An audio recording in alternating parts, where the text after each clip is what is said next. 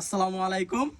তা আমি সুজন মিয়া আজকে আপনাদের দেখানোর জন্য নিয়ে আসছি এই যে আমাদের মেঘনা নদীর একদম তাজা টাটকা মাছ।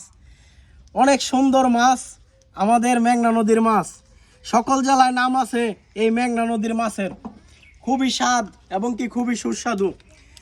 তো দেখেন, দেখতে যেমন সুন্দর, খাইতে তেমন স্বাদ, যেটাকে বলে যে সেই স্বাদ। তো মেঘনা নদীর পাড়ে আমার বাড়ি, আমি সুজন মিয়া।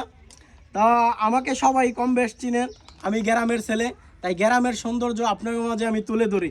গ্রামের আকর্ষণের মাছ এই যে দেখেন, এখানে পাঁচমিশালি মাছ, কানলা এবং কি চান্দা এবং কি ট্যাংরা, এরপরে হলো বাইম, গুতুম, আমাদের গ্রাম্য ভাষায় বলতেছি। আর এই যে আকর্ষণের মাছ হলো ইসা মাছ।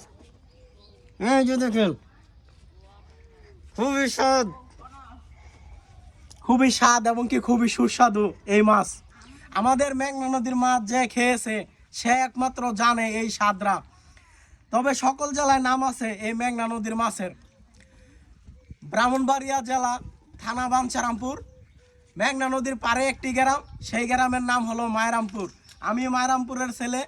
তো এই সুন্দর সুন্দর মাছ আপনার মাঝে উপহার দেই। তো মাছটি সত্যি অনেক স্বাদ এবং কি সুস্বাদু টাটকা মাছ, কারণ মেঘনা নদীর মাছ। এই মেঘনা নদীর মাছ সকল জেলায় নাম আছে এবং কি বিখ্যাত। তো এখনই একদম তাজা মেঘনা নদী থেকে আনা হয়েছে। তো দেখেন মাছের কালারটা এবং কি সৌন্দর্যটা,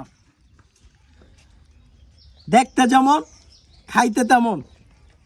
এ হলো আমাদের মেঘনা নদীর আকর্ষণের মাছ, মেঘনা নদীর মাছ।